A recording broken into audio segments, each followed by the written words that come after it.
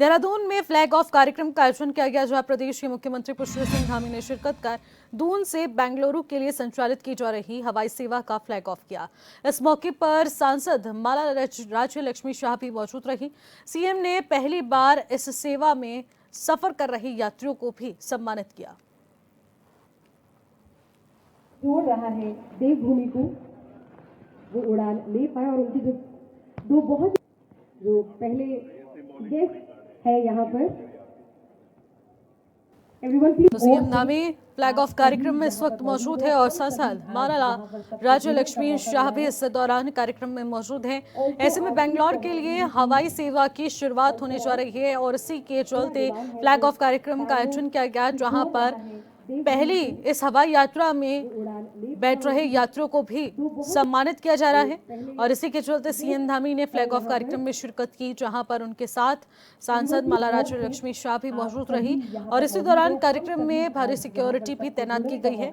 और इसी के चलते आपको बता दें कि सुरक्षा के पुख्ता इंतजामों को देखते हुए यहाँ पर ये फ्लैग ऑफ कार्यक्रम का आयोजन किया गया है और इसी के चलते यहाँ पर भारी संख्या में लोग भी मौजूद हैं जो कि इस कार्यक्रम के जरिए फ्लैग ऑफ प्रक्रिया को देख रहे हैं। और इसी के साथ ही साथ इस हवाई यात्रा से क्या कुछ लाभ उन्हें पहुंचने जा रहा है उसकी भी जानकारी यहाँ पर लेने के लिए तमाम लोग मौजूद हैं। बेंगलोर से ये हवाई सेवा यहाँ पर लोगों को मिल पाएगी और इसके चलते सांसद माला राज्य लक्ष्मी शाह सीएम धामी के साथ मौजूद हैं, जो कि फ्लैग ऑफ करने जा रही हैं। बेंगलोर के लिए हवाई यात्रा शुरू की गई है और इससे सीधा कनेक्टिविटी से काफी सारी चीजों में आसानी आएगी और इसी के चलते ये फ्लाइट बेहद महत्वपूर्ण रहने वाली है। यात्रियों को भी सम्मानित इस दौरान फ्लैग ऑफ कार्यक्रम में किया जा रहा है। देहरादून एयरपोर्ट पर इस कार्यक्रम का आगाज हो रहा है और इसी के चलते देखिए सीधे तस्वीरें दिखा रहे हैं हम आपको सीएम धामी और यहाँ पर माला राज्य लक्ष्मी शाह जो कि सांसद हैं वो भी इस वक्त आपको नजर आ रही होंगी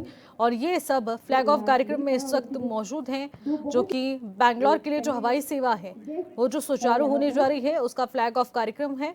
और इसी के चलते अब ये कनेक्टिविटी का लाभ देहरादून की जनता, पूरे उत्तराखंड की जनता यहाँ से उठा पाएगी और आसपास के राज्यों को भी यहाँ से ये सुविधा प्राप्त हो पाएगी। और सांसद माला राज्य लक्ष्मी शाह भी कई बार अपने प्रचार प्रसार के माध्यम से इस कनेक्टिविटी के बारे में जिक्र कर चुकी हैं और आज वो दिन आ गया है जब फ्लैग ऑफ कार्यक्रम हो रहा है और ये पहली उड़ान यहाँ पर भरने जा रही है और यहाँ पर जितने भी यात्री इस वक्त उस फ्लाइट में सफर करेंगे उन सभी को पहली बार सीएम धामी सम्मानित करेंगे। तो तस्वीरें हम आपको दिखा रहे हैं बेंगलोर के लिए हवाई सेवा का फ्लैग ऑफ कार्यक्रम। देहरादून एयरपोर्ट से ये तस्वीरें हम आपको दिखा रहे हैं यहाँ पर फ्लैग ऑफ कार्यक्रम की ओर आगे बढ़ते हुए सीएम धामी।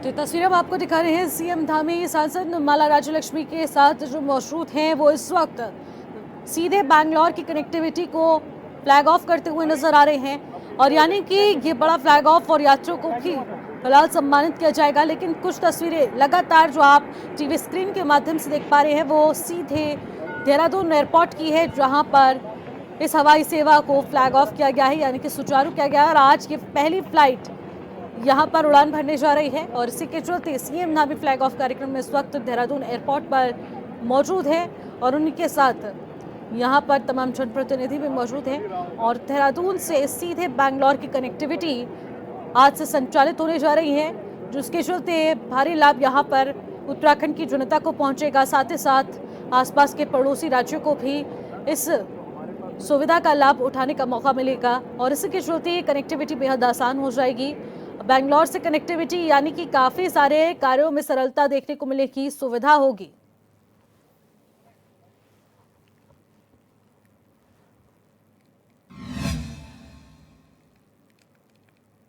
सोमवार को नेता प्रतिपक्ष यशपाल आर्य थराली पहुंचे और आपदाग्रस्त थराली क्षेत्र का जायजा लिया है। इस दौरान उनके साथ कांग्रेस नेता गणेश कोटियाल और थराली से पूर्व विधायक डॉक्टर जीतराम भी मौजूद रहे।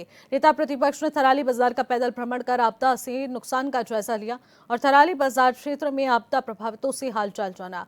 वहीं इसके बाद कांग्रेस ने रड़ीबगर क्षेत्र में सोल घाटी, सगवाड़ा और पारथा समेत अन्य क्षेत्रों में आए आपदा को लेकर राहत बचाव कार्यों का जायजा लिया और उसके बाद आपदा किट का वितरण किया। इसके बाद नेता प्रतिपक्ष यशपाल आर्य और कांग्रेस नेता ने चेपेड़ो पहुंचकर आपदा पीड़ितों का हालचाल जाना। नेता प्रतिपक्ष यशपाल आर्य से सरकार पर थराली आपदा प्रभावितों की उपेक्षा का आरोप यहां लगाया गया है। उन्होंने कहा कि सरकार को मृतकों को दिए जाने वाले मुआवजे की राशि को 5 लाख से बढ़ाकर 10 लाख रुपए कर देना चाहिए और इस आपदा को देखते हुए काश्तकारों के ऋण माफ करने के लिए साथ ही साथ ऋण लेकर अपनी दुकानें खोलने और आपदा से प्रभावित हुए और सरकार को ऐसे दुकानदारों को भी राहत देते हुए ऋण माफी करनी चाहिए।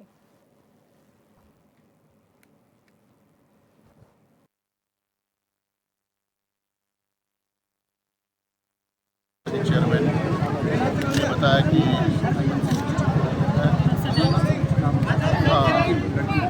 वो हमारे जो बिष्ट जी हैं उनकी बेटी का असमय मौत हो गई आपदा से, लेकिन तो प्रधानमंत्री जी जौलीग्रांट एयरपोर्ट पर भाई परिवारों से मिले और उस सूची में उनका भी नाम था, लेकिन महज इसलिए उनको सूची से उनका नाम हटा दिया गया कि उनकी विचारधारा भाजपा से अलग थी। तो इस तरह से आप भेदभाव करेंगे, यहाँ पर चेक भी बांटे गए हैं उसमें भी भेदभाव किया गया है, तो ऐसे कैसे चलेगा? क्या आज भी आप मदद के लिए भी विभाजन करेंगे? जो भाजपा विचारधारा के लोग हैं, जो भाजपा के कार्यकर्ता हैं, उनको आप चेक दे रहे हैं और जो कांग्रेस विचारधारा के लोग हैं, जो और सामाजिक कार्यकर्ता के रूप में काम कर रहे हैं, उनके साथ अनदेखी कर रहे हैं, उनको उससे वंचित कर रहे हैं। ये कहाँ का न्याय है? आज ये ठीक है कि मैं दूसरी बार पहुंचा हूं, लेकिन चूँकि हमारे नेता प्रतिपक्ष आदरणीय यशपाल आर्य जी का इस क्षेत्र में दौरा था, वो बहुत दिनों से इस बात से चिंतित थे कि वहां पर आपदा के दौरान सरकार ने समुचित व्यवस्थाएं की हैं कि नहीं की हैं, और उन्होंने कहा कि मैं स्वयं देखना चाहता हूं, तो आज स्वयं आए हैं, इसलिए मैं आज दूसरी बार यहां पर पहुंचा हूं। मेरा ये कहना है कि आपदाएं आती हैं, सरकार के हाथ में ये नहीं है कि आने वाली आपदाओं को किस हद तक कम कर सके। कुछ कम कर सकते हैं लेकिन पूरी तरह खत्म नहीं कर सकते, लेकिन ये निश्चित रूप में सरकार के हाथ में है कि उसके बाद समुचित तौर पर लोगों को राहत पहुंचाई जाए। ये सरकार के हाथ में है। सरकार इस बात की दोषी है कि सरकार ने समुचित जो व्यवस्थाएं हैं वो नहीं की, लोगों को राहत नहीं पहुंचाई, और उसके बाद जो भेदभाव किया वो भेदभाव असहनीय है, इसको स्वीकार नहीं किया जा सकता। राजनीतिक निष्ठाएं चेक करने की कोशिशें की जा रही हैं और ये इस आपदा की घड़ी में। भारतीय जनता पार्टी ने प्रदेश कार्यकारिणी की घोषणा कर दी है और जिसमें संगठनात्मक संतुलन साधते हुए नए पदाधिकारियों को जिम्मेदारी दी गई है ताकि 2027 के चुनाव तक बूथ स्तर पर संगठन को और मजबूत बनाया जा सके।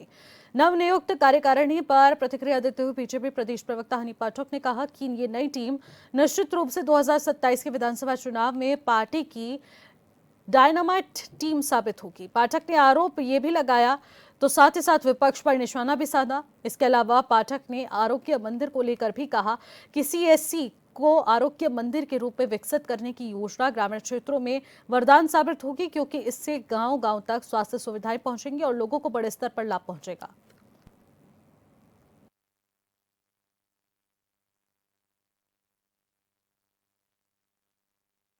देखिए, ये जो हमारी नवनियुक्त पदाधिकारियों की टीम बनी है प्रदेश की, ये निश्चित रूप से 2027 की डायनामाइट के रूप में साबित होगी।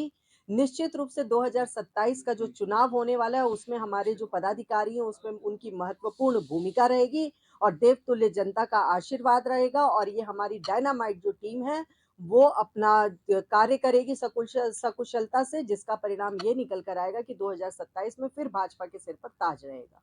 देखिए, बहुत ही सराहनीय फैसला है और ऐसा नहीं है कि मुख्यमंत्री धामी जी का एक यही फैसला है। जिस दिन से हमारे यशस्वी मुख्यमंत्री श्री पुष्कर सिंह धामी जी ने शपथ ग्रहण किया है, उसके बाद से देवतुल्य जनता से जितने वायदे उन्होंने किए हैं, उसको धरातल पर उतारा है और निश्चित रूप से जनता उससे पूरी तरीके से खुश नजर आ रही है। और उसी क्रम में जो सीएचसी सेंटर का इन्होंने जो कहा है कि ये एक मंदिर के रूप में स्थापित होगा और निश्चित रूप से ये एक महत्वपूर्ण भूमिका निभाएगा, इससे ग्रामीण वासियों को भी बहुत ही ज्यादा मदद देखने को मिलेगी और उससे उनको लाभ प्राप्त होगा।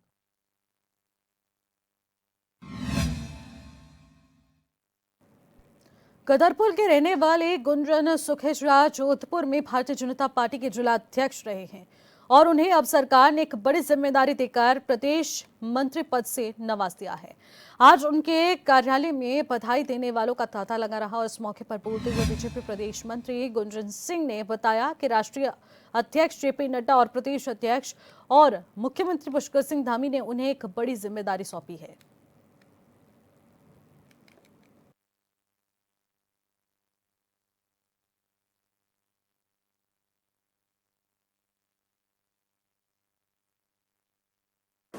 मुझे प्रदेश मंत्री की जिम्मेदारी दी गई है। मैं इसके लिए अपने राष्ट्रीय अध्यक्ष आदरणीय जगत प्रकाश नड्डा जी का, हमारे राष्ट्रीय महामंत्री संगठन आदरणीय BL संतोष जी भाई साहब का, हमारे भारतीय जनता पार्टी के प्रदेश के अध्यक्ष आदरणीय महेंद्र भट्ट जी का, हमारे प्रदेश के लोकप्रिय मुख्यमंत्री आदरणीय पुष्कर सिंह धामी जी का और हमारे महामंत्री संगठन प्रदेश के आदरणीय अजय जी भाई साहब का, उन सबका धन्यवाद करता हूँ।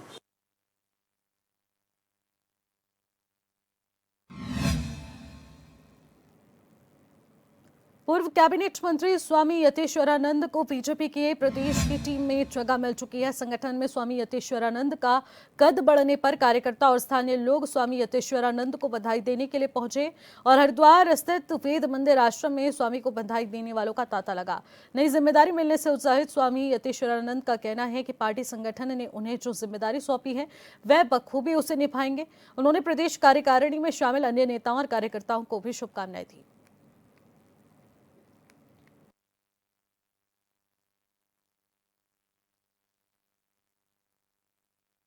मुख्यमंत्री जी का भी हृदय की गहराइयों से स्वागत करता हूँ और जो जिम्मेवारी मुझे पार्टी ने दी है इसका बहुत ईमानदारी से काम करूँगा और इससे पहले भी पार्टी ने जो काम मुझे दिया है उसको भी मैंने बड़ी मेहनत के साथ और बड़े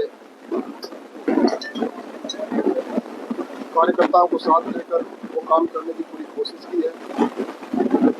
जो हमारी प्रदेश के अंदर टीम बनी है वास्तव में बहुत एक अच्छे कार्यकर्ता उसमें पार्टी ने एडजस्ट किया है। इसमें कोई दुराई की बात नहीं, मुझे गांव के लोग और कार्यकर्ता बहुत पसंद करते हैं।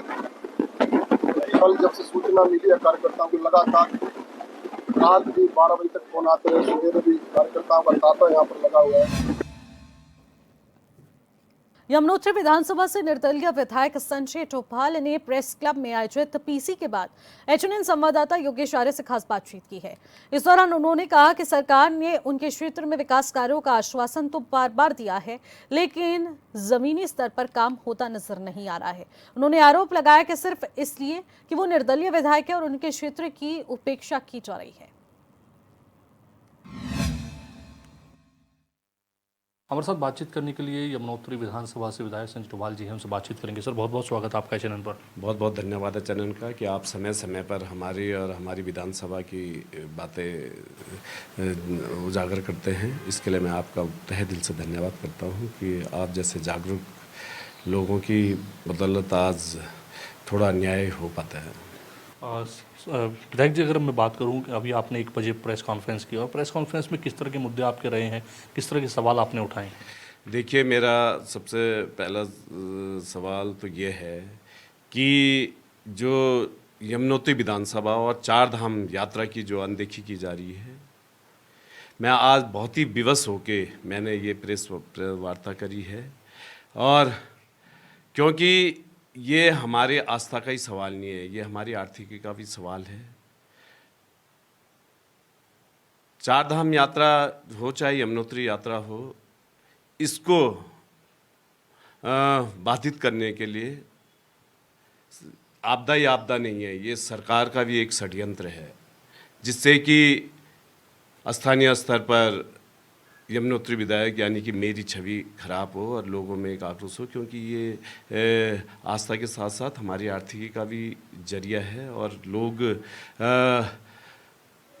वहाँ पर लगभग चाहे आप ये देख लीजिए, टूरिस्ट यात्री जैसे ही हरिद्वार में इंटर करता है, उसके बाद उसे ऐसा वहाँ से लेके चार धाम चाहे यमुनोत्री तक ही आप देख लीजिए, हर 10 से 20 किलोमीटर पे उसे चेकिंग के नाम पे रोका जाता है, जैसे कि वो यात्री ना हो के कोई मुजरिम हो, कोई गैंगस्टर हो, और जिससे कि यात्री चार धाम का एक गलत संदेश लेके जाता है। और ये पूरी चार धाम यात्रा को एक षड्यंत्र के तहत बदनाम किया जा रहा है, जो कि पूरे हमारे चार धाम के जितने चाहे होटल व्यवसायी हैं, जैसे यमुनोत्री में डंडी कंडी घोड़ा खच्चर, हर छोटे से बड़े व्यक्ति तक इसमें आर्थिकी से जुड़ा हुआ है। और इतने लोगों की आर्थिकी पे ये चोट की जा रही है, और चार धाम यात्रा को सरकार के द्वारा एक षड्यंत्र के तहत बाधित करने का प्रयास किया जा रहा है। लेकिन विधायक जी, अभी तो हाल ही में जिस तरह से पिछले जो आंकड़े दिखाए जा रहे थे जब शुरुआत हुई चार धाम की, तो यमुनोत्री धाम को लेकर बड़े आंकड़े पेश किए गए, कितने लोगों ने यात्रा की है, दर्शन किए हैं। तो आप क्या नहीं मानते कि इतने लोग पहुंचे? क्योंकि आप तो कह रहे हैं कि जो है आरोप लगा रहे हैं। देखिए, यमुनोत्री धाम बाहर से आए श्रद्धालुओं का ही आस्था का केंद्र नहीं है। हमारे जो स्थानीय लोग हैं वो भी रोज़ लगभग 3-4 हज़ार लोग तो वही रहते हैं, और सरकार द्वारा उनको भी उन आंकड़ों में शामिल किया जाता है, जिनका कि वहाँ अपना घर है, ये है। आप उत्तराखंड की या हमारी चार धाम की जो आस्था है, आप देखते हैं हमारे देवी देवता लगभग रोज़ कोई ना कोई देव डोली जाके हमारी वहाँ दर्शन के लिए जाती है, और उसके साथ सैकड़ों श्रद्धालु जाते हैं। इन सब को सरकार क्या है, इन सब को जोड़ के उस आंकड़े को पेश करती है। और ये आप ग्राउंड जीरो पे जाके सच्चाई का पता करिए कि वहाँ पे कितने लोग आए हैं। कई होटल और व्यवसायी तो ऐसे हैं जिनके ताले तक नहीं खुले हैं। उनके दिल से पूछिए कि यात्रा कैसी चल रही है और कितनी चल रही है। उत्तराखंड आपदा की गिरफ्त में है, और ऐसे में कहीं ना कहीं जिस तरह से लगातार जो है पहाड़ दरक रहे हैं, कहीं मलबा जा रहा है, ये तस्वीर अभी भी जो है कहीं ना कहीं सामने आ रही है। हाल ही में प्रधानमंत्री पहुंचे, 1200 करोड़ रुपए फौरी तौर पर उन्होंने जो है घोषणा की है। आप किस तरह देखते हैं आपदा और ये जो राहत और राहत राशि देने का काम जो प्रधानमंत्री ने किया है? आप ये देख लीजिए कि 2024 में लगभग 15 महीने पहले यमुनोत्री मंदिर पे आपदा आई। पूरे यमुनोत्री मंदिर का अस्तित्व खतरे में है। और जगह की तो वानगी छोड़ दीजिए, मैं केवल यमुनोत्री मंदिर की बात कर रहा हूँ। वैसे तो बहुत सारी जगह हैं, वो उनको कहते बहुत लंबी लिस्ट है, पर मैं यमुनोत्री की बात कर रहा हूँ 15 महीने पहले की। आज तक भी जो हमारे आस्था का पूरे देश में नहीं पूरे विश्व में प्रतीक है, और खासकर भाजपा तो करती ही धर्म की राजनीति है, तो आप ये देख लीजिए कि ये धर्म के लिए कितने संजीदगी से ये लोग लेते हैं। आज तक भी यमुनोत्री धाम की सुरक्षा के लिए कोई कार्य शुरू नहीं हुआ है।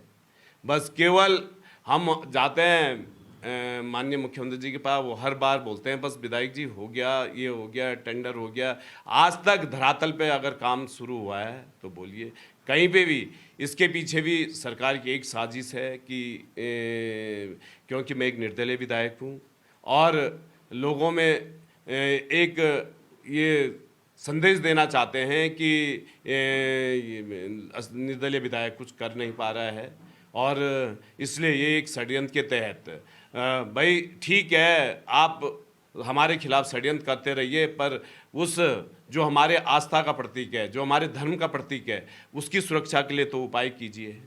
तो आप सुन रहे थे यमुनोत्री विधानसभा से विधायक सिंह चौपाल जी को, जिन्होंने तमाम विषयों पर अपनी राय की है। कैमरा पर्सन हरीश भट्ट के साथ में योगेश आर्य, एच 24/7 देहरादून। खबरों में आगे बढ़ेंगे। उप जिला चिकित्सालय रुड़की में मरीजों को सभी स्वास्थ्य सुविधाएं सुगम रूप से उपलब्ध हों, ये सुनिश्चित करने के लिए जिलाधिकारी मयूर दीक्षित ने आज चिकित्सालय का औचक निरीक्षण किया।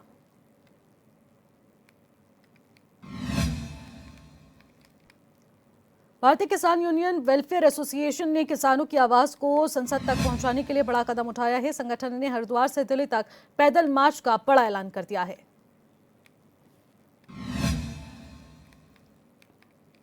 मुख्यमंत्री के निर्देशानुसार सोमवार को जिलाधिकारी मयूर दीक्षित की अध्यक्षता में जनसुनवाई आयोजित हुई। इस अवसर पर 60 से अधिक शिकायतें दर्ज की गई, जबकि कई आवेदन अभी भी प्रक्रिया में हैं।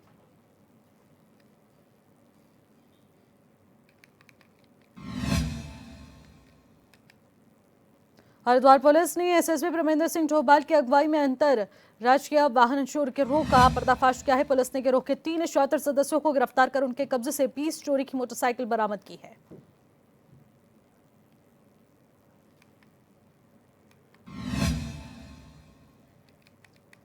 उत्तराखंड के भाषा मंत्री सुबोध उनियाल ने कहा है कि राज्य की स्थानीय भाषाओं गढ़वाली और कुमाऊनी को शिक्षा व्यवस्था में जोड़ने की दिशा में सरकार गंभीर प्रयास कर रही है। उन्होंने कहा कि बच्चों को अपनी मातृभाषा से जोड़ने के लिए एक नई पहल है।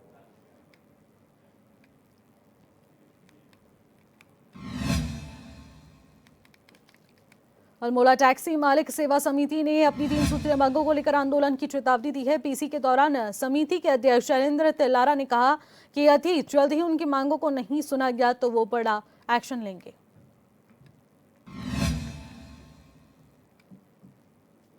खबरों में आगे बढ़ेंगे। अल्मोड़ा में अभियंता दिवस मनाया गया है, जिसमें लोक निर्माण विभाग सहित अन्य निर्माण कार्यदायी विभाग के अभियंताओं भी यहां पर शामिल हुए और रत्न मोक्ष गुणवन वैश्व रैया के जन्म पर यहां पर उन्हें याद किया गया। इस दौरान अभियंताओं ने जिलाधिकारी पौड़ी गढ़वाल की ओर से आपदा प्रबंधन अधिनियम 2005 में प्रदत्त शक्तियों का दुरुपयोग कर द्विभाष कार्रवाई करते हुए अधिशासी अभियंता राष्ट्रीय राजमार्ग खंडन और लोक निर्माण विभाग श्रीनगर के खिलाफ एफआईआर दर्ज करने का विरोध किया।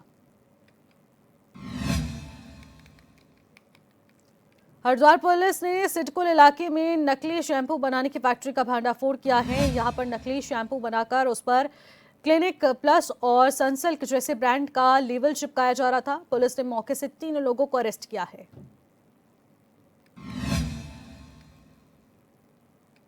फिलहाल इस बुलेटिन में इतना ही। आप देखते रहिए HNN 24/7। नमस्कार।